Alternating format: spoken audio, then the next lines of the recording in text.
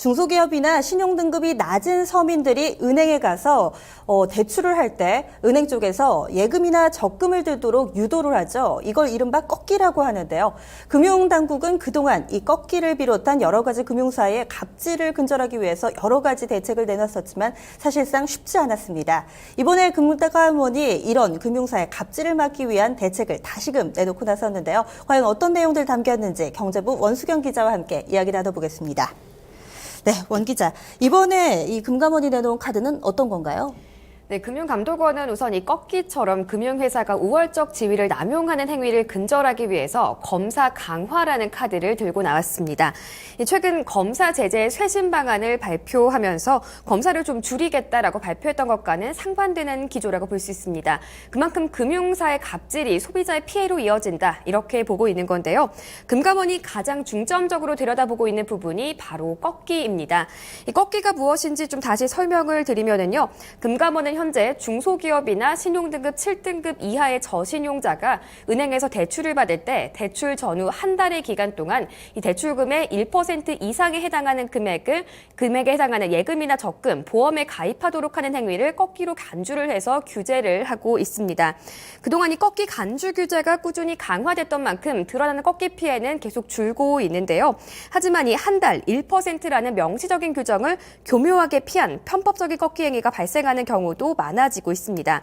금감원은 앞으로 이 상시 감시 시스템을 강화해서 편법적인 꺾기를 철저히 감시하겠다라고 밝혔습니다. 아무래도 감시가 좀 심해지면 이런 부분을 뚫을 수 있는 교묘한 수법들이 많아지는 것 같은데요. 금융지주사 같은 경우는 계열사를 이용한 꺾기도 하고 있다면서요? 네, 실제 사례 한 가지를 들어서 설명을 해드리겠습니다. 이 A 금융지주 회사의 캐피털 업체가 있는데요. 이 캐피털 업체가 고객에게 1,800억 원 규모의 대출 9건을 해줬습니다. 이 과정에서 대출자와 그리고 관련자에게 이 주계열인 A은행에 자금을 예치하도록 강요했던 일이 있었습니다. 대출을 받아야 하는 입장에서는 어쩔 수 없이 예금에 가입을 할 수밖에 없었는데요. 은행은 여기에 질권을 설정해서 740억 원 규모의 돈을 묶어놓기도 했습니다. 계열사를 이용해서 우회적인 꺾기를 하고 있다, 이렇게 볼 수 있는데요.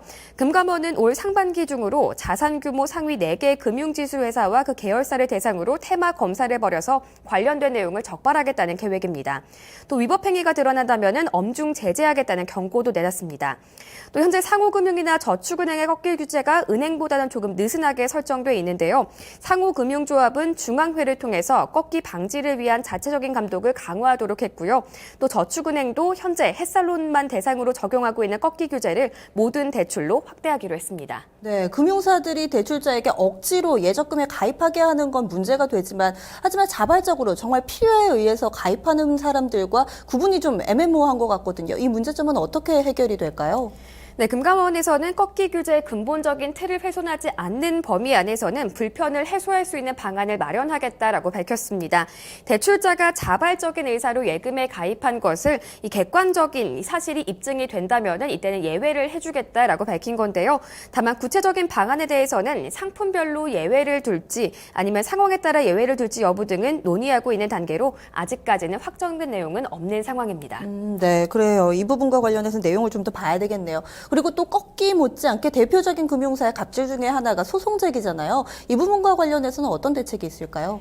사실 소송과 관련해서 가장 문제가 많이 되고 있는 쪽은 보험업건입니다. 대부분의 소송, 한 97%가 보험 쪽에서 나오고 있는데요. 이 보험금 지급을 방해하거나 미루기 위해서 소송을 제기하는 경우에는 과태료를 부과하는 방안을 추진하고 있습니다. 현재 국회에서 관련된 보험업법이 계류되고 있는데요. 이 법이 통과가 된다면 최대 1,000만 원의 과태료가 부과될 수 있게 됩니다. 이와 함께 금융사가 자체적인 소송관리위원회를 신설을 해서 소송 제기 여부를 보다 신중하게 결정할 수 있도록 유도하기로 했고요. 보험회사의 소송 현황 비교 공시 제도의 실효성을 높여서 소송이 많은 보험사를 소비자가 쉽게 알 수 있도록 할 방침입니다. 또 소송이 과도하게 많은 보험사에 대해서는 매년 실태 점검을 통해서 제도 개선을 추진하기로 했습니다.